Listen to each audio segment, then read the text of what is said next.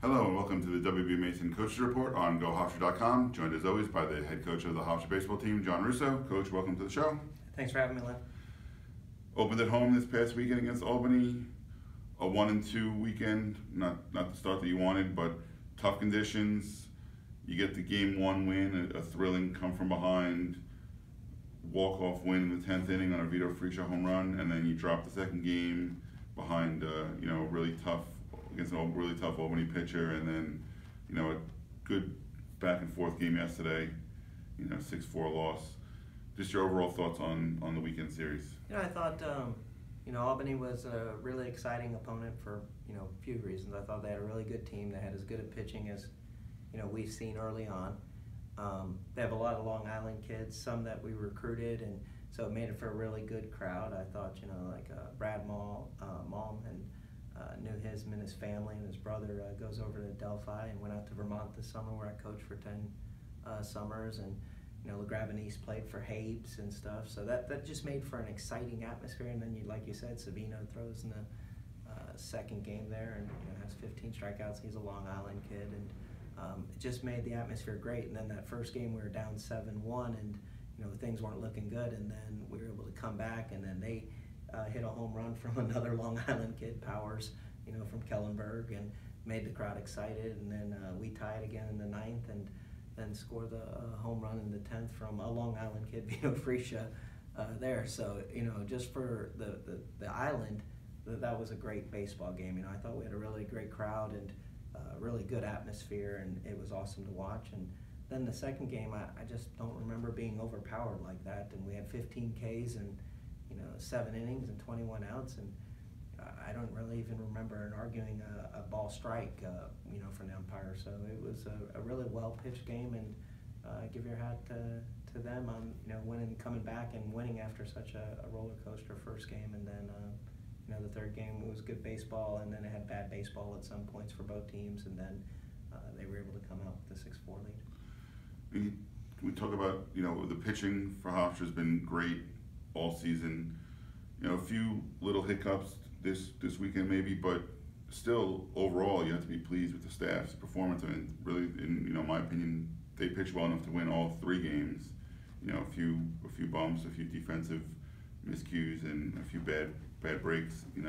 Led to those some of those rough patches. Well, Habes calls them blow-up innings, and we got to try to stay away from it. It's kind of where the pitcher goes a little rough, and then you make an error or two behind him to combine it, and then that turns into a 4-run inning in a hurry. And you want to try to stay away from, obviously, 4-run innings. And sometimes you're going to have a bad inning, get up 1-2 runs, and those are able to overcome. But the 4-run inning's tough, and we had 3 of them in 3 games, and only 1 game. So realistically, the other 18, 7, 25 innings. So 22 out of 25 innings. We threw really good baseball this weekend, and I thought the inning Rooney had, he had a pick there at first base where he would have had the guy out, and we made an error. Matt had Weishire had a clean game, and I thought he has no earned runs in his 5 innings of work. We made an error to start off the inning, and then it turned into 3 runs in a hurry. And then yesterday with Teddy, he would have had the normal 2 runs, but then we had the error, and it made 2 more runs, and it just was rough. And give Albany credit, that's what good teams do. They win close games, and it's something that we wanted to be better at and still working at getting better at. And I thought coming back from 7-1 in the first game, something we haven't done in a while here, and showed a lot of character and heart to come back. And then it was just a good baseball game all weekend. I don't have a lot of complaints. I'm more looking forward towards Wilmington. Talk about John Rooney for a second.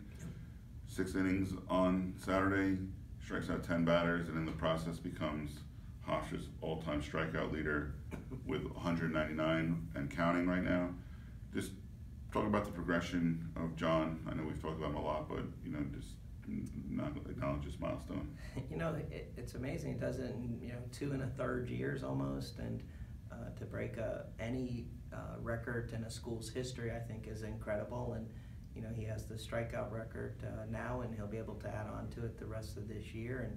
And he came in as a freshman that was your normal freshman that you have to develop and get better. And figure stuff out when you go to college. It wasn't something that was handed to John Rooney his freshman year of, hey, I'm just good and I'm going to throw well and strike out a lot of guys. It's stuff that he had to work hard all fall.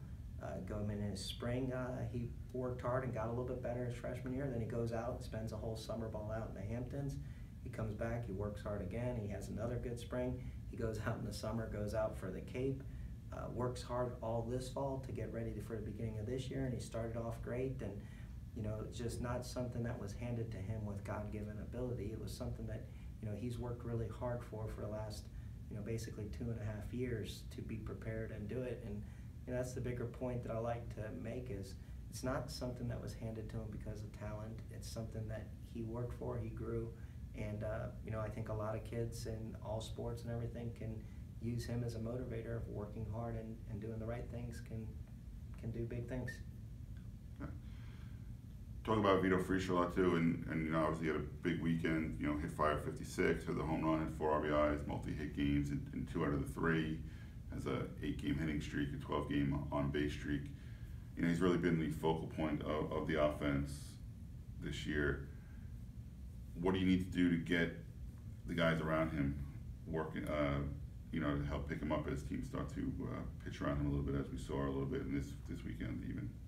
Vito's been, he's like Rooney, he's developed just like it. They don't see the process, but he came in and big hype his freshman year and got to play a lot of games, but didn't have the stats everybody wanted and hoped for. But then he went out in the Coastal Plains League for a summer, comes back, works really hard, has a lot better sophomore year, probably an all-conference type of player. He goes back in the Coastal Plains again, and then he did it. So Vito's gotten everything he deserves and he's earned, and he's living up to what everybody thought Vito would be when he came in here in the freshman. And I think right now for us, we got to get a couple guys going as we get going in conference right now. I think Teddy Silla's hitting behind Vito Frisch is the answer. He's an all-conference team, all-conference guy. People aren't going to be able to pitch around Ted. If wins were different right now, Teddy'd have 4 home runs and people would be talking about him just as much. And he's had to come back from a little preseason injury that he had. So now he's mixing and matching pitching and trying to get there. But I can see things in Teddy right now that he's really close to breaking out and coming back. And think Ted will be ready to go. And then you got Mikey, who's hitting really well, and I think we get Foster going, and then you got Austin, and you get the Rob Weishires of the world, and get the lineup a little bit extended. And I thought Daniel Page had a great weekend, overall, until he got hurt there on Saturday, and he adds a whole nother dimension. And in that 7-1 game, I thought it was the bottom half of the order that got everything really going in that game. And so the offense is really close to breaking out, and I think we'll be fine heading down in Wilmington. You mentioned Daniel Page. Just to clarify, yep. 7 straight plate appearances. He reached base, 3 hits, 3 walks, and a hit by pitch in those 2 games on Saturday before he, as he said, got nicked up late in the game. So good weekend from him. Another guy who came off the bench and did some good things for you, Justin Smith. Got 3 hits and 6 at bats over the weekend. So obviously the pieces are there. You just have to kind of work them and fit them all into place. Going into this weekend at Wilmington, the start of CAA play, really the second season, so to speak. Wilmington obviously had a hot start. One of the top teams in the league. So, what's the focus on this week as you get ready to head down to North Carolina? You're right. I want to get Justin Smith did a good job of coming off the bench. The thing that him and Daniel Page I thought had in common, they both started game 1 of the season and hadn't gotten a lot of playing time since then. And for both of them to come back, that's character. I mean, that's what winning clubs do. And Daniel Page never complained for a minute. Justin Smith's never complained for a minute. And I'd really pull for those guys when they do it. And I think that's what gives us a good advantage going down into Wilmington is we have good character. We have a nice club. They all get along. I think to win at Wilmington, you have to be tough.